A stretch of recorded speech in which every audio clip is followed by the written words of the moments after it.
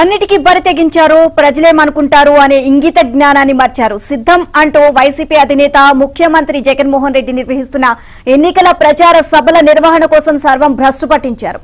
గత వారం విశాఖ సమీపంలో ఉత్తరాంధ్ర జిల్లా సభ జరిగింది. ఇవాళ ఉమ్మడి కృష్ణా ఉభయ గోదావరి జిల్లాకు సంబంధించి ఏలూరు జిల్లా దెందులూరు నియోజకవర్గం పాలగూడెం వద్ద బహిరంగ సభ ఏర్పాటు చేశారు.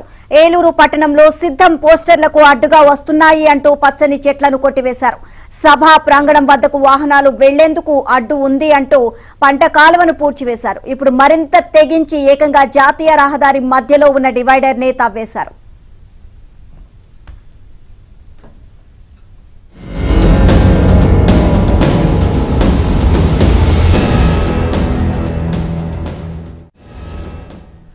సభా ప్రాంగణానికి దాదాపు 1/2 కిలోమీటర్ దూరంలో హెలిప్యాడ్ ఏర్పాటు చేశారు.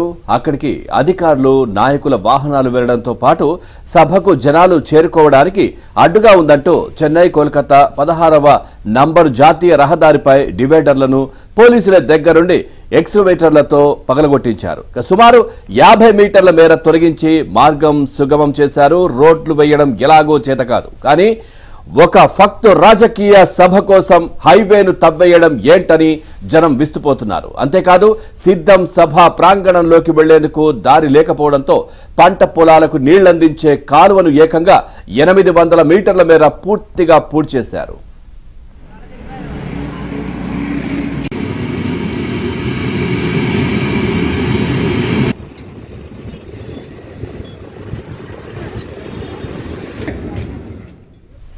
జగన్ నిర్వహిస్తున్న సిద్ధం సభకు జనాన్ని తరలించేందుకు పాఠశాలలు, కాలేజీల బస్సులను అధికార పార్టీ బలవంతంగా తీసుకుంటోంది. ఉమ్మడి గుంటూరు, కృష్ణా, ఉభయ గోదావరి జిల్లాల అంతటా ఈ పరిస్థితి నెలకొంది.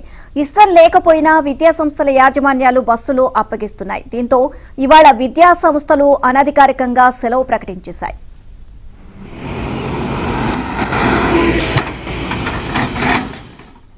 ఉభయ గోదావరి, కృష్ణా, గుంటూరు, ప్రకాశం తదితర జిల్లాల నుంచి దాదాపు 1600 ఆర్టీసీ బస్సులను వైసీపీ నాయకులు జన సమీకరణకు ఉపయోగించుకుంటున్నారు. ఒక్క ఏలూరు జిల్లా నుంచే సుమారు 80 ఆర్టీసీ బస్సులు, ప్రైవేటు కళాశాలలు, స్కూళ్ల నుంచి మరో 600 బస్సులను కేటాయించారు. ఉమ్మడి తూర్పు గోదావరి జిల్లా వ్యాప్తంగా 125కి పైగా స్కూళ్లు, కాలేజీల నుంచి వందలాది బస్సులను వైసీపీ నేతలు బలవంతంగా లాక్కున్నారు. ఇక వైసీపీ తరపున రవాణా అధికారులే స్వయంగా రంగంలోకి దిగారు. ప్రైవేట్ టూరిస్టు బస్సులు, మినీ బస్సులను లాగేసుకున్నారు. వాటికి అద్దె చెల్లించబోమని కూడా చెప్పేశారు. 3 జిల్లాల పరిధిలో నుంచి తరలిస్తున్న జనం సౌకర్యాల కోసం ప్రతి బస్సుకు 10,000 చొప్పున సంబంధిత ప్రజాప్రతినిధులకు చెల్లిస్తున్నట్లు తెలిసింది.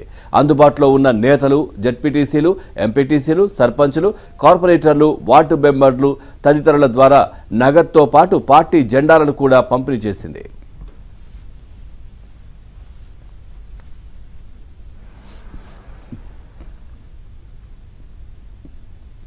ఇదే అంశానికి సంబంధించి మరిన్ని అప్డేట్స్ మా కరెస్పాండెంట్ రాంబాబు అడిగి తెలుసుకుందాం. రాంబాబు, వైసీపీ ప్రభుత్వం సిద్ధం సభ కోసం ఇష్టం వచ్చినట్లుగా వ్యవహరిస్తుంది. ఓవరాల్ గా అప్డేట్స్ ఏంటి? నీలిమ మనం చూస్తున్నాము, సీఎం సిద్ధం సభకు అయితే వైసీపీ నాయకులు, అధికారులు అయితే పూర్తి స్థాయిలోనే విధ్వంసం సృష్టిస్తున్నారు. ప్రధానంగా మనం చూడొచ్చు, ఇక్కడ ఈ సభకు సంబంధించిన ఏర్పాట్లు చేయడం అయితే పూర్తిగా వైసీపీ నాయకులు అయితే విధ్వంసం సృష్టించారు. ఇక్కడ చూస్తున్నాము, మన ఏలూరు సమీపం ఏలూరు సిటీలో ఉన్నాము. ఏలూరు సిటీలోనే డివైడర్ దగ్గర ఉన్నాము. ఈ డివైడర్ మధ్యలో వాస్తవంగా చెట్లు ఉండేవి. అయితే ఈ చెట్లను పూర్తిగా కొట్టేశారు. పూర్తిగా కొట్టేయడమే కాకుండా ఇక్కడ పార్టీ జెండాలను ఏర్పాటు చేస్తారు. కేవలం దాదాపు 2-3 కిలోమీటర్ల మేరకు ఈ విధంగా చెట్లు కొట్టేశారు.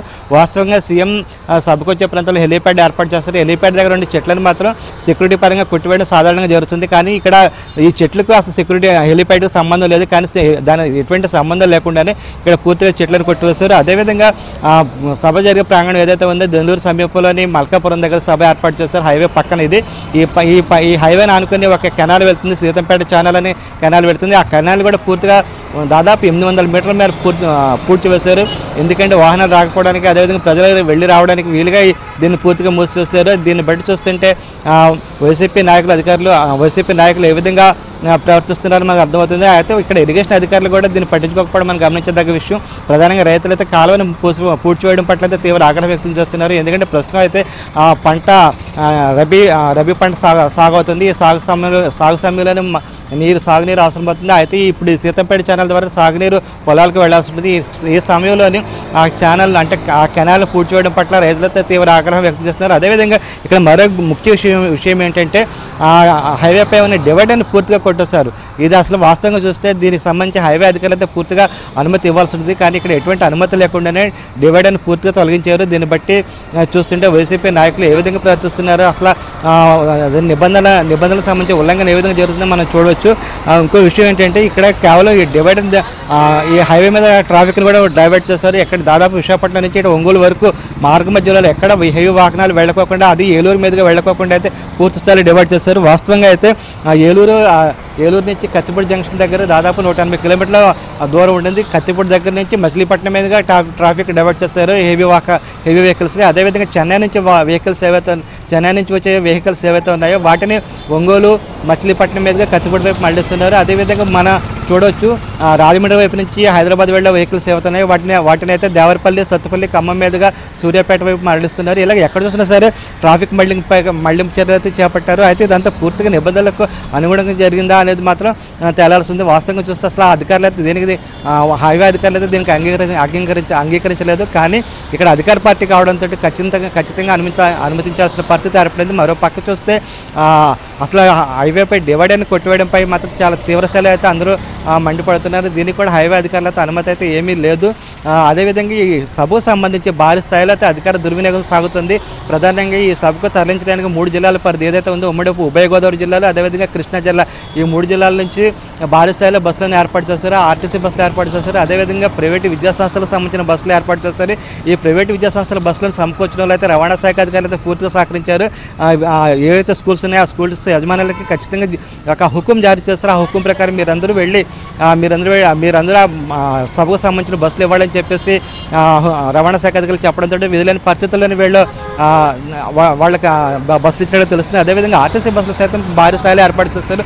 అటు విశాఖపట్నం దగ్గర నుంచి ఇటు ప్రకాశం జిల్లా వరకు ఆర్టీసీ బస్సులని ఆర్టీసీ బస్సుల్లో జనాలను ఏలూరు తరలించడానికి ఏర్పాటు చేశారు. అయితే ఆర్టీసీ బస్సులకు సంబంధించి ఇప్పటి వరకు అయితే అడ్వాన్స్ అంటే ₹1 కూడా అద్దె కూడా చెల్లించినట్లుగా మనకి తెలుస్తుంది. ఈ విధంగా ఎక్కడ చూసినా సరే అధికారులు అయితే వైసీపీ నాయకులకు పూర్తి స్థాయిలో సహకరిస్తున్నట్లుగా తెలుస్తుంది. ఈ విధంగా ఎక్కడ చూసినా సరే అధికార దుర్వినియోగం అయితే సాగుతుంది. మొత్తం ఏదైతే సీఎం ఎన్నికల సిద్ధం సభకు అయితే పూర్తి స్థాయిలో విధ్వంసం జరిగిందని మనం భావించాల్సి ఉంటుంది. గతంలో ఎక్కడా లేని విధంగా ఇటువంటి విధ్వంసం జరిగినట్లుగా తెలుస్తుంది. అదేవిధంగా ఇవాళ ఇంకో మరో ముఖ్య విశేషం అంటే ఈరోజు ఇంటర్మీడియట్కి సంబంధించి ఒక పరీక్ష జరగాల్సి ఉంది. రాష్ట్ర వ్యాప్తంగా ఈ పరీక్షను ఇవాళ నిర్వహిస్తున్నారు. కానీ సీఎం సభ నేపథ్యంలోని ఈ పరీక్షను పూర్తిగా రద్దు చేస్తారు, వాయిదా వేస్తారు. తర్వాత నిర్వహిస్తామని చెప్పేసి వాయిదా వేస్తారు. అంటే రాష్ట్ర వ్యాప్తంగా జరగాల్సిన పరీక్షను సైతం వాయిదా వేస్తారంటే అధికారులు వైసీపీ ప్రభుత్వానికి ఏ విధంగా దాసోహం అయ్యారో మనకు స్పష్టంగా తెలుస్తుందని నిలిమా.